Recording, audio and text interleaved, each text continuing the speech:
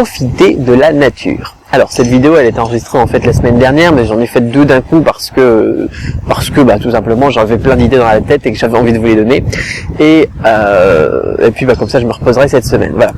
Et donc la semaine dernière on parlait de booster un petit peu notre cerveau avec tout ce qui est nourriture, sport, activité physique, etc.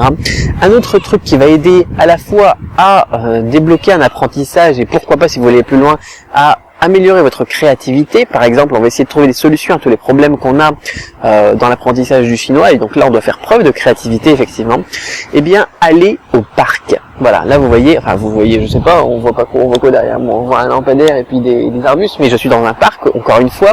Je suis souvent en Bois de la Cambre, là, je suis à Bruxelles actuellement. Là, je suis dans un parc qui est à côté du parc du Bois de la Cambre, donc c'est le parc de l'abbaye, je suppose, abbaye de la Cambre. Après, je vais peut-être aller au niveau des étangs, mais je ferai pas de vidéo des étangs d'Ixelles. Enfin bon, on a plein de petits paysages comme ça qui sont géniaux. Et il faut savoir que le fait d'être dans des espaces comme ça très naturels et très vastes, ça booste énormément la créativité. Voilà. Alors, si vous n'avez pas de parc à proximité, c'est pas grave. Vous pouvez par exemple partir avec vos problèmes de chinois ou d'apprentissage ou de mémorisation et les emmener avec vous en vacances. Voilà, j'ai plein de gens j'en ai pas beaucoup en fait. J'ai parfois des gens qui se disent tiens je vais aller en vacances et pendant les vacances je vais pas faire de chinois. Alors que pendant les vacances si on fait du chinois généralement on est beaucoup plus efficace.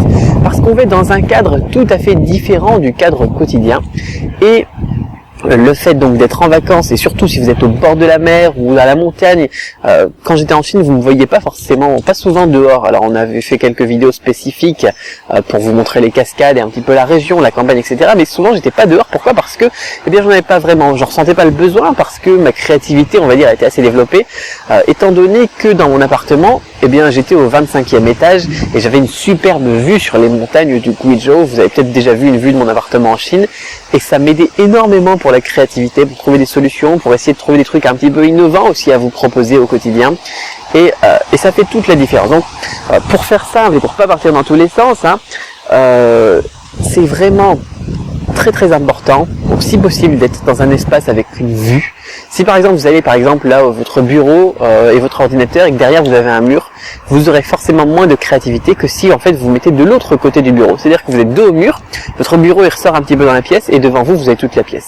Parce que vos yeux ils peuvent se perdre un petit peu sur n'importe quoi, ils peuvent aller rechercher et puis les idées elles se créent pendant ce moment-là où vos yeux et votre cerveau il est un petit peu perdu à réfléchir, à penser, à errer un petit peu. Voilà.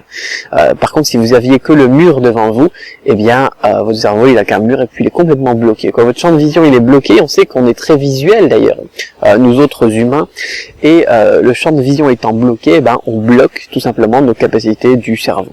Voilà.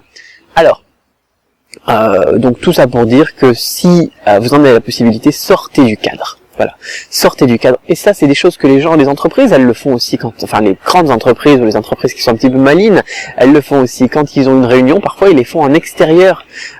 Pourquoi? Parce que ça va booster, surtout si c'est une réunion qui doit booster la créativité, du personnel ou bien alors des ingénieurs ou bien alors des commerciaux, n'importe quoi. Autre possibilité, si vous n'avez pas de montagne, pas de mer, pas de vacances, pas de parc ou rien du tout à proximité de chez vous, ce qui est relativement difficile quand même, vous pouvez aussi tout simplement sortir du cadre en allant à l'hôtel. Un jour ou deux par mois par exemple.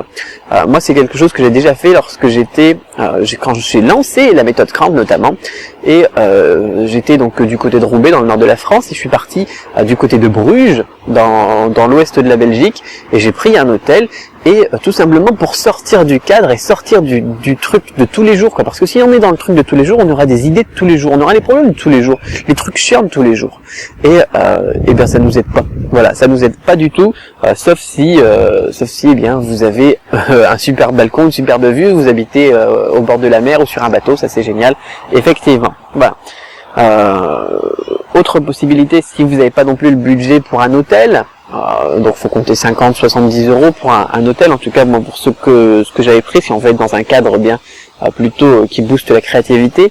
Il y a aussi les Starbucks, les cafés, etc. qui vous proposent un Wi-Fi et qui vous met complètement hors du cadre avec un bourdonnement de personnes qui parlent autour de vous ou de musique lounge qui permet là aussi de s'évader et de booster la créativité. Donc Voilà, plein de solutions. Tout simplement, sortez du cadre, partez avec vos problèmes, vos problématiques et revenez avec des solutions. Vous allez voir, si vous avez un problème, mais que ça soit pour le chinois, votre apprentissage du chinois, la mémorisation, n'importe quoi, ou bien alors pour un problème de la vie de tous les jours, vous avez une problématique, un truc qui vous emmerde, par exemple, enfin, excusez-moi le terme, mais dans la vie de tous les jours, que ce soit au boulot ou à la famille ou n'importe quoi, et vous voulez trouver une solution, eh bien, sortez du cadre et vous allez voir que ça sera beaucoup plus efficace pour trouver des solutions à tous ces problèmes. Voilà.